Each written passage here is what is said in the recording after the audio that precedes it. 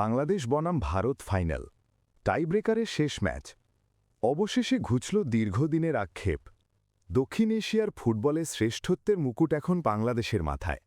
সাফ অনূর্ধ্ব ১৯ চ্যাম্পিয়নশিপের শ্বাসরুদ্ধকর ফাইনালে চির প্রতিদ্বন্দ্বী ভারতকে টাইব্রেকারে ৪-৩ গোলে হারিয়ে চ্যাম্পিয়ন হওয়ার গৌরব অর্জন করল বাংলাদেশ।